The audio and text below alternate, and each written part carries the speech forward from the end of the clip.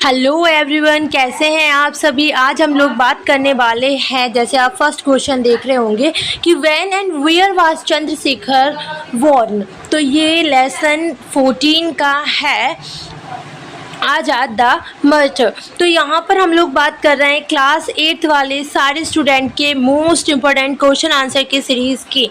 तो देखिए इसमें कितने आंसर हैं जो बहुत ज़्यादा क्वेश्चन इम्पोर्टेंट हैं, वो उस पर मैं टिक भी लगवाऊंगी और उनको समझाऊंगी भी। देखिए ये फर्स्ट क्वेश्चन है कि चंद्रशेखर आज़ाद कहाँ और कब उनका जन्म हुआ था। तो आंसर है कि Chandrashekhar was born on 23rd July 1906 in village Bhavra in Jhabua district. देखो 23 जुलाई 1906 में इनका जन्म हुआ था ब्लेज में, और भावरा गांव के डिस्ट्रिक्ट थी, मतलब जो आप कह सकते हैं ज़िला है वो झाबुआ है। तो झाबुआ ज़िला के भावरा गांव में 23 जुलाई 1906 को इनका जन्म हुआ था। बड़ा ही कंफ्यूजिंग सवाल था, मुझे लग रहा था, लेकिन बहुत सिंपल है। क्वेश्चन नंबर 2 देखते हैं गाइस। अच्छा एक बात बताओ, चैनल पर नए तो नहीं हो? अगर इस वीडियो के माध्यम से ही अगर इस चैनल पर आए हो तो प्लीज़ रिक्वेस्ट है कि प्लेलिस्ट चेक करें और वीडियो के माध्यम से ही इस चैनल को सब्सक्राइब कर लें, because it is very important for you. अस नहीं भाई, मैं कहाँ। Where did he receive. Hello everyone, Radhe Krishna all of you guys. मैं बात करने वाली हूँ इस क्लास में, चलिए तो आज क्लास में देखेंगे question number first, when and where was Chandrashekhar born. Chandrashekhar ji का जन्म कब और कहाँ हुआ था। आपको बताना है कि चंद्रशेखर जो थे उनका जन्म कब हुआ था और कहाँ, मतलब डेट एंड जगह का नाम बताना है। तो hello everyone, this is me Deepika Sahu, और मैं आज इस क्लास के थ्रू आप सभी को class 8 lesson 14 the Azad the murder के इम्पोर्टेंट क्वेश्चन आंसर की सीरीज़ की बात कर रही हूँ। तो देखिए फर्स्ट क्वेश्चन जो महा से भी महा इम्पोर्टेंट है आप सभी के लिए। Chandrashekhar was born on 23rd July 1906 in village Bhavra in Jhabua district. इसमें हुआ था भाई, चला देखिए। मैंने कहा चंद्रशेखर जी का जन्म 23 जुलाई 1906 को झाबुआ डिस्ट्रिक्ट के भावरा ज़िले में हुआ था। झाबुआ डिस्ट्रिक्ट सुना होगा आई थिंक आपने नाम। क्वेश्चन नंबर 2 देखें, चलिए ठीक है। Where did he receive his early education. उन्होंने अपनी ईयरली एजुकेशन, मतलब कि जो आप कह सकते हैं मिडिल एजुकेशन की बात हो रही है, मतलब प्राइमरी मिडिल एजुकेशन की बात हो रही है, तो कहाँ से करी थी उन्होंने। सो ही रिसीव्ड, देखो एक बात बता दूं, यहाँ डिड लिखा रहता है ना, तो क्या करना रहता है, जो वर्ब होती है उसमें डी लगाना रहता है, ठीक है। ही रिसीव्ड हिज ईयरली एजुकेशन, बस आंसर इसका है कहाँ, इन भावरा, क्योंकि भावरा एक बड़ी डिस्ट्रिक्ट का नाम है। बट देखिए डिस्ट्रिक्ट की नाम के पहले इन ही आएगा, बिकॉज भावरा एक बड़ी जगह की बात हो रही है और बड़ी जगह के नाम के पहले इन आता है, नहीं तो हम एट लिख देते अगर ब्लेज की बात होती है।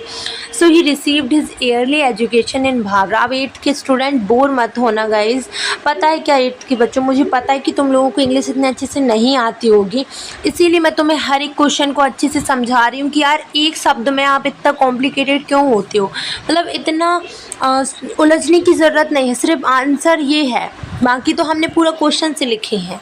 ओके, क्वेश्चन नंबर 3, इन 1921 विच मूवमेंट अट्रैक्ट चंद्रशेखर। आपको बताना है कि चंद्रशेखर को 1920 और 21 के बीच में जो मूवमेंट मतलब क्या होता है, 8th के बच्चों कमेंट सेक्शन में आंसर दो फटाफट। तो अट्रैक्ट हुए थे, वो कौन सा मूवमेंट था। So he was attract by the non cooperation movement of 1921। अब मैं तुम्हें राज की बात बताऊँ, सुनोगे, ठीक है। जो चंद्रशेखर है उसके बाद लिखना क्या, ही वाज अट्रैक्टेड बाद में लिखना, ठीक है। बाय लिखना अपने मन से, और नॉन कोऑपरेशन मूवमेंट ये लिखा हुआ है, ऑफ लिखना है क्योंकि ये 1921 में हुआ था, इसलिए नॉन कोऑपरेशन का मतलब होता है कैसा, एक ऐसा आंदोलन जिसमें मारपीट ना हो, ठीक है। Under the leadership of Mahatma Gandhi, जिसे शायद असहयोग आंदोलन के नाम से बाद में जाना गया था। सो कब हुआ? तो 1920 से 21 के बीच में। अंडर द लीडरशिप मतलब किसने इसका नेतृत्व किया था? लीडरशिप मतलब किसी जगह का, किसी चीज़ का नेतृत्व करना। तो इस मूवमेंट का नेतृत्व महात्मा गांधी ने किया था।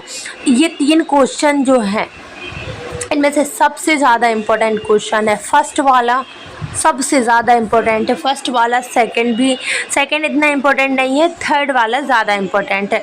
ये क्वेश्चंस आपके 3-3 नंबर के आते हैं, तो याद रहे कि आप ध्यान से करें। क्वेश्चन नंबर 4 की बात करते हैं, तो one of Chandrashekhar statement provoked the majesty, what was the statement. देखिए आपको बता दूं, ये क्वेश्चन शायद आता है, बिल्कुल आता है और कई दफ़ा आया भी है, लेकिन 3 नंबर के उसमें आता है, ठीक है। तो जितना छोटा कर सके उतना छोटा करें, कोई कुछ नहीं बोलेगा आपसे, ठीक है। चलिए क्वेश्चन नंबर हम लोग बात कर रहे थे 4 की, कि कौन सा स्टेटमेंट था गाइस। सो ही गैव हिज नेम आज़ाद, उन्होंने अपना नाम क्या दिया था? आज़ाद। और हिज फादर्स नेम स्वतंत्रता, उन्होंने बताया था कि मेरा नाम आज़ाद है और मेरे पिताजी का नाम स्वतंत्रता है। और एंड हिज रेसिडेंस, गाइस मैं आपको भी सजेस्ट करूँगी कि आप जब अपना एड्रेस देते हो तो आप लिखते क्या हो? आप लिखते हो कि I am living at place, बोलते हो कई बारी कि हम रहते हैं। आप लोग जब बोलते हो ना तो रेसिडेंस यूज़ किया करो कि माई रेसिडेंस इज़, जहाँ पर भी रहते हो। रेसिडेंस का मतलब होता है कि गृह, जो घर होता है ना वो एड्रेस।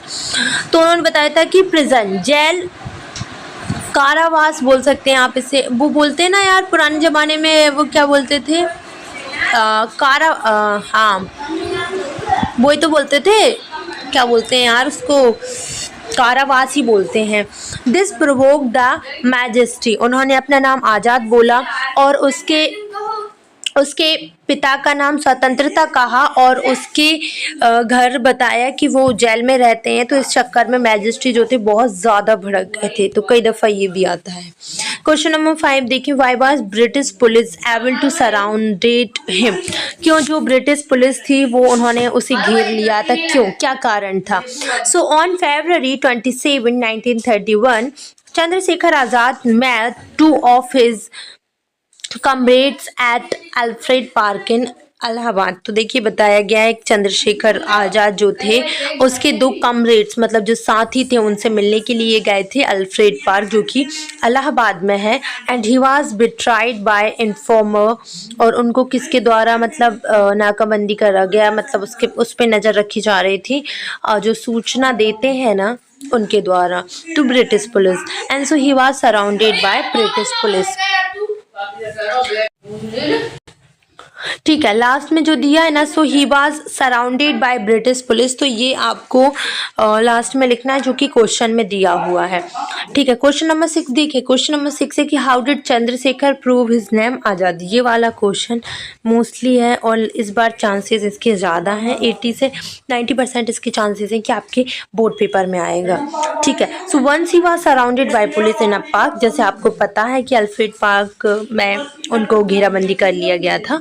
तो एक बार की बात है कि वो पुलिस के द्वारा पार्क में घेराबंदी कर लिए गए थे। So he didn't surrender but shoot himself. उन्होंने अपने आप को सरेंडर नहीं किया। सरेंडर करना मतलब किसी के हवाले कर देना, और बल्कि उन्होंने अपने आप को सूट कर लिया था, अपने आप को गोली मार ली थी। थस देखो, अपने आप से मर जाना एक अलग बात होती है, लेकिन किसी से द्वारा या घेराबंदी करके मरना एक अलग बात होती है। सो वो आज़ाद अपने हिसाब से अपने आप को गोली मार के मर गए। सो थस ही प्रूव्ड, थस लिखकर आपको यहाँ से लिखना है। प्रूव की सेकंड फॉर्म होती है प्रूव्ड। चंद्रशेखर भी लिख सकते हो ये ही की जगह पे, क्योंकि चंद्रशेखर को ही यहाँ ही बोला गया। 8 के स्टूडेंट थोड़ा सा दिमाग लगाएं, 10th पढ़ लेना तो दिक्कत नहीं होगी। ठीक है, third he proved his name Azad by not being caught alive, अपनी लाइफ को खुद अपने आप से मार के किसी और की वजह से नहीं हुए, ना ही किसी के हाथ में सौंपी उन्होंने।